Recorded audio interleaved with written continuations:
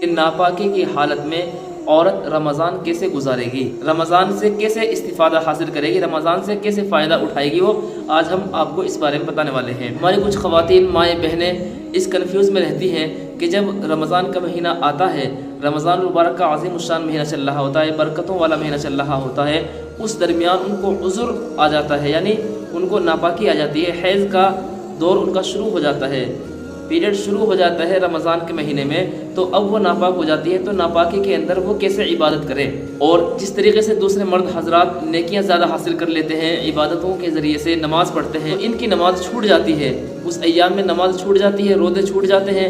اور تو پھر وہ کنفیوز رہتی ہے تو کہ ہم تو عبادت میں پیچھے رہ جاتے ہیں مردوں سے۔ تو ایسا نہیں ہے، آج کی ویڈیو میں اسی کو بتانے والا ہوں میں کہ ایسا بالکل بھی نہیں ہے۔ اللہ کے نبی صلی اللہ علیہ وسلم کا فرمان ہے، حضرت عائشہ صدیقہ رضی اللہ تعالی عنہا سے معلوم کیا گیا کہ کیا وجہ ہے کہ حائضہ عورت پر، کہ جس کو حیض آتا ہے، ان عورتوں کے لیے کیا حکم ہے، کیا وجہ ہے کہ حائضہ عورت کے لیے، کہ جس کو حیض آ جاتا ہے، جس کو خون رہتا ہے، خون جاری رہتا ہے، اس کے لیے یہ کیا وجہ ہے کہ وہ روزے کی تو قضا کرتی ہے اور نمازوں کی قضا نہیں کرتی ہے۔ چنانچہ حضرت عائشہ صدیقہ رضی اللہ تعالیٰ عنہ نے ان کو بتایا کہ اللہ کے نبی صلی اللہ علیہ وسلم کے زمانہ مبارک میں جب ہمیں حیض آتا تو اللہ کے نبی صلی اللہ علیہ وسلم ہمیں روزوں کی قضا کرنے کا حکم دیتے اور نمازوں کی قضا کرنے کا حکم نہیں دیتے۔ یہ روایت مسلم شریف کی ہے۔ تو اس سے معلوم ہوا کہ نماز کی چھوٹ مل گئی ہے، نماز کو دوبارہ نہیں پڑھنا ہے۔ عورتوں کی اس وقت میں نماز چھوٹ جاتی ہے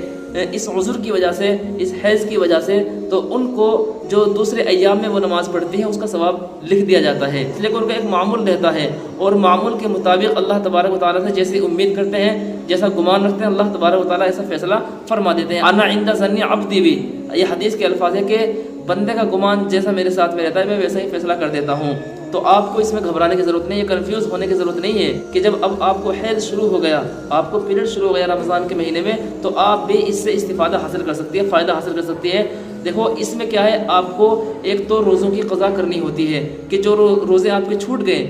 آپ ناپاکی کی حالت میں روزہ نہیں رکھے گی، آپ ناپاکی کی حالت میں روزہ نہیں رکھے گی، کسی وجہ سے آپ کا روزہ تھا اور روزہ رکھنے کے بعد آدھے دن کے بعد یا پونے دن کے بعد، یعنی شام کے وقت میں آپ کو حیض شروع ہو گیا، تو یہ آپ کا روزہ ختم ہو گیا، ٹوٹ گیا، اور اب شام تک کے آپ کچھ بھی کھا سکتی ہے، کچھ بھی پی سکتی ہے، آپ کے لیے چھوٹ دی گئی ہے۔ اس روزے کو آپ بعد میں رکھے گی قضا کر کے، اور جو آپ کی نماز تھی وہ نماز آپ کے ذمے سے معاف ہو گئی۔ آپ ان نمازوں کی قضا باہر بھی نہیں کرے گی، یعنی رمضان کے باہر بھی آپ کو ان کی قضا نہیں کرنی ہے۔ بس آپ کو کیا کرنا ہے، چونکہ رمضان کا مہینہ چل رہا ہے تو آپ کے ذمے سے روزے ہٹ گئے ہیں، نماز ہٹ گئی ہے، باقی جو دوسری چیزیں ہیں، ذکر ہے، اذکار ہے، اور اسی طریقے سے جو خواتین بچوں کو پڑھاتی ہیں، سبق پڑھاتی ہیں، قرآن پڑھاتی ہیں یا سپارہ پڑھاتی ہیں، قاعدہ پڑھاتی ہیں، ان کے لیے بھی یہ حکم ہے کہ وہ بچوں کا سبق سن سکتی ہیں۔ یا اسی طریقے سے جو حافظہ لڑکیاں ہیں، جو حافظ بن جاتی ہیں لڑکیاں، تو ان کے لیے حکم ہے کہ وہ کیسے قرآن پاک یاد رکھیں اس ناپاکی کی حالت میں۔ حافظہ عورتوں کے لیے، ان حافظہ لڑکیوں کے لیے یہ حکم ہے، یا وہ لڑکیاں یا وہ عورتیں کہ جو حافظہ تو نہیں ہے لیکن وہ رمضان کے مہینے میں پیریڈ سے ہیں اور وہ بچوں کو پڑھاتی ہیں، سبق پڑھاتی ہیں، قرآن پڑھاتی ہیں، قاعدہ پڑھاتی ہیں، تو ان کے لیے حکم ہے کہ وہ قرآن پاک کو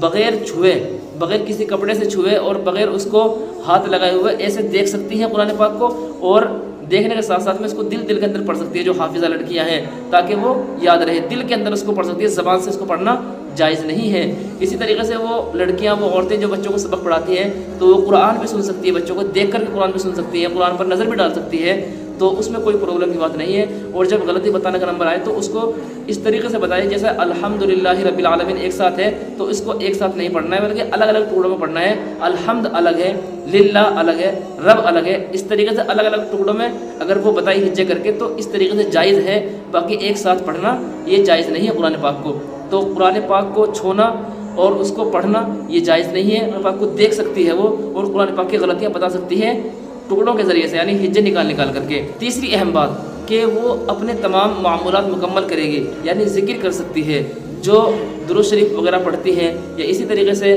اگر وہ دعا کی نیت سے آیت الکرسی پڑھ لے تو یہ بھی جائز ہے۔ اگر دعا کی نیت سے پڑھے کہ میں دعا کے طور پر اس کو پڑھ رہی ہوں، یا معوذتین قل اعوذ برب الفلق قل اعوذ برب الناس اس کو دعا کے طور پر پڑھے کہ اللہ سے دعا مانگی جا رہی ہے، اس میں اگر دعا کے طور پر پڑھے تو یہ بھی جائز ہے۔ قرآن پاک کے طریقے پر اس کو نہیں پڑھنا ہے، یعنی جس طریقے سے قرآن پاک پڑھتے ہیں ایک فلو میں اس کو نہیں پڑھنا ہے، بلکہ دعا کے طور پر پڑھنا ہے، جس طریقے سے اللہ سے دعا مانگی جاتی ہے اس طریقے سے پڑھ سکتے ہیں آیت الکرسی وغیرہ، اور اسی طریقے سے معوذتین اور سورہ فاتحہ اس کو پڑھ سکتے ہیں، لیکن شرط یہ کہ قرآن کے انداز میں نہیں بلکہ دعا کے انداز میں اس کو پڑھا جا سکتا ہے۔ اور باقی جتنے بھی اذکار ہیں وہ کلمہ طیبہ ہے، کلمہ شہادت ہے، یا اسی طریقے سے کلمہ تمجید یعنی تیسرا کلمہ ہے، یا درود شریف ہے، یعنی جتنے بھی ذکر ہو سکتے ہیں سارے ذکر کر سکتی ہے، قرآن پاک نہیں پڑھ سکتی ہے بس وہ، اور اسی طریقے سے نماز اور روزہ وہ نہیں رکھے گی، باقی ایام اسی طریقے سے گزارے گی۔ ناپاکی کی حالت میں عورت رمضان ایسے ہی گزارے گی، یعنی وہ نماز نہیں پڑھ سکتی ہے اور اسی طریقے سے وہ روزہ نہیں رکھے گی، قرآن پاک کو چھوئے گی نہیں، قرآن پاک کو نہیں پڑھے گی وہ، اور اسی طریقے سے باقی کام کر سکتی ہے، بچوں کو سبق بھی پڑھا سکتی ہے، بچوں کو سبق سن بھی سکتی ہے،